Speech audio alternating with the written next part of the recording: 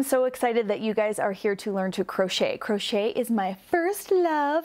I learned that before I learned to knit, and I am still just as obsessed with it. I find myself picking up a crochet hook when I want to make a baby blanket, just because it's a bigger project and crochet is so fast. So I feel like it gets done a lot faster, and the stitches are like super puffy and light and fluffy, so it's good for that. But it's also great to use with sock yarn to do beautiful intricate shawls.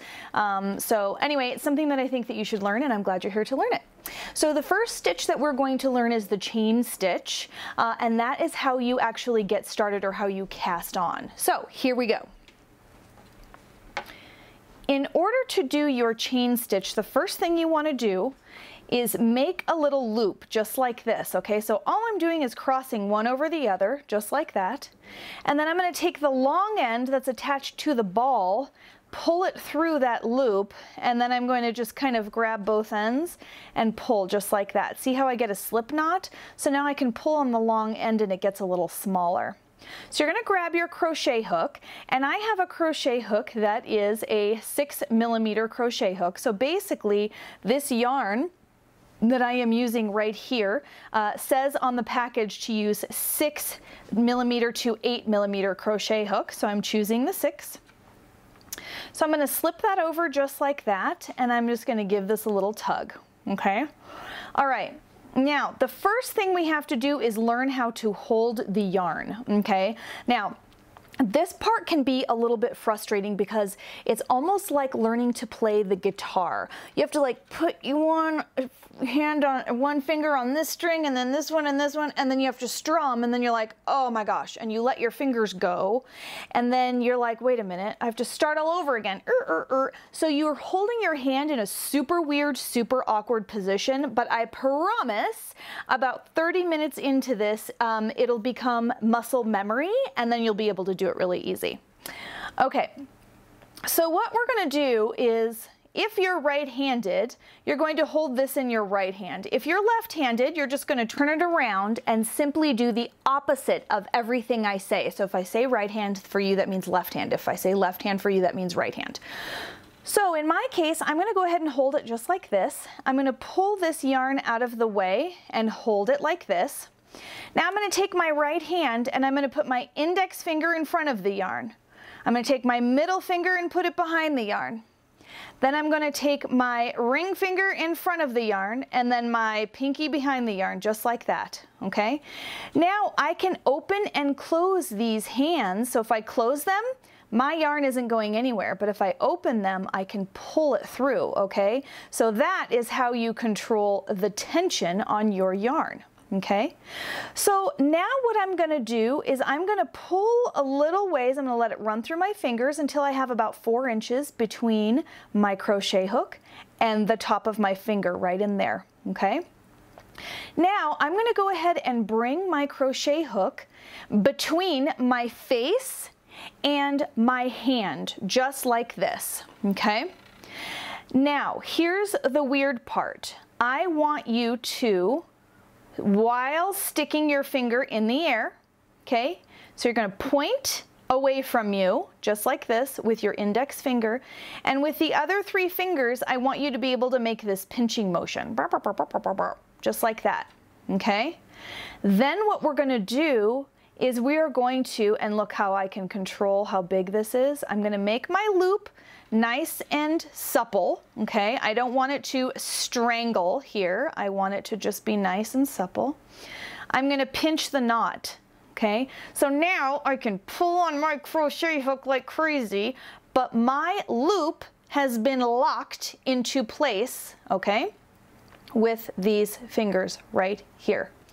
So the one thing that's a little bit awkward about this particular move is that you have one finger in the air and it tends to start drifting back down like this, okay? So it's kind of like when you're in the shower and you're washing your hair and you have a hangnail on this finger. So you're like, I'm just gonna put that finger out of the way, and you start washing your hair, and then inevitably it comes back down to your scalp and then it hooks in your hair. Oh, you gotta pull it out, and you're like, listen, remember to stay up. Ooh.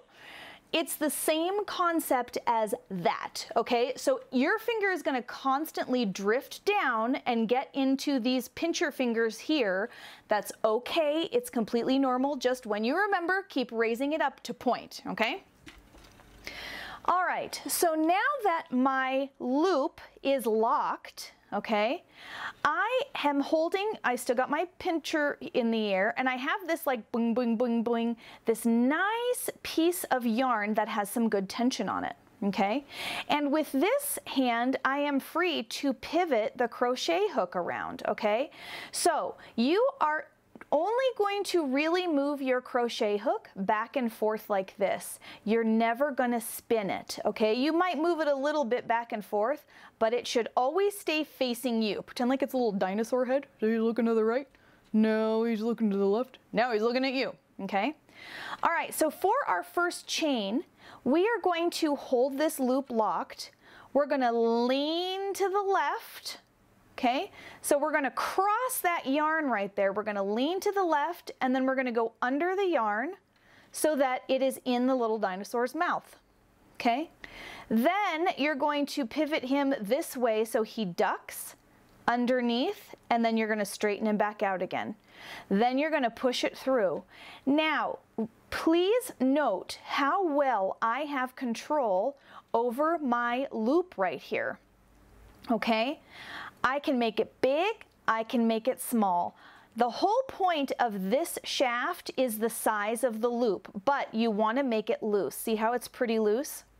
So now my next step is I'm going to let go with these pincher fingers, and then I'm going to grab the loop at the base of the loop. Okay, so it's locked. I'm pulling, pulling, pulling. That loop is not changing size because I've locked it off. So I've locked it. Once I've locked, I can lean, and then I can take a bite, and then I'm going to duck my head through, kind of like you're bowing, and back out. You know, you're supposed to bow when you back out of the room with a king in it. Yep, that's what's happening. Okay. All right, there's another loop. Adjust it, make the loop the right size, lock it down, lean, take a bite, bow it through. Okay. Make it the right size, lock, lean, bite, bow, just like that. Make it the right size, lock it off. Lean, bite, bow. Lock, lean, bite, bow. Lock, lean, bite, bow. Okay? Let's see, I'm going to do about 12 of these. 1, 2, 3, 4, 5, 6, 7, 8,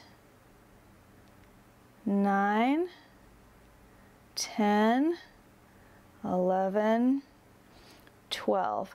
Now, because I have a lot of practice, I'm obviously making this look very, very easy. Your problem is going to be right here. When you try to bow through, if you haven't locked your stitch, this is what's going to happen. So I am going to, instead of locking my stitch, let's say I'm holding it way down here, okay? So I'm going to grab this, but as I pull on this piece of thread that I'm taking a bite out of, it cinches down this stitch, so then you can't get through it very easily. This is why the locking part is so important, just like this, okay? Once I've locked it, that stitch isn't going anywhere, okay? So then it makes it easy to lean, bite, bow right through that locked stitch, because it doesn't matter how much I pull on it, it's not going to change size. So your instructions right now are to practice, practice, practice, and make this big long, what my husband likes to call rope. Oh, you're making rope. No, I'm casting on for a blanket. It requires 220. But anyways, your job is to make this rope until your fingers stop hurting. And so things start to even out, and they're a little bit easier, and they're not so hard to perform, okay? So we're just going to continue to do this until we've got it down, and then we're going to cast on about 12 perfect stitches, and then we'll go from there. So here we go. We're going to lean, bite, bow, lock, lean, bite, bow, lock, lean, bite, bow, lock, lean, bite, bow. Just like that. All right, let's take a look at what we're doing here. So you can see on one side, this looks like a braid. See how that looks like a braid? That's the front side. On the back side, it's really cool. It looks like a little chain. There's like a piece running right down the middle. It doesn't look like a braid, right? But that's the back side. The front side that looks like a braid is the front. The other one is the back, okay? All right, so your homework is to do this and make a big long rope, pull it out, do it again, and get some muscle memory around that. And then I'll meet you right back here for the single crochet.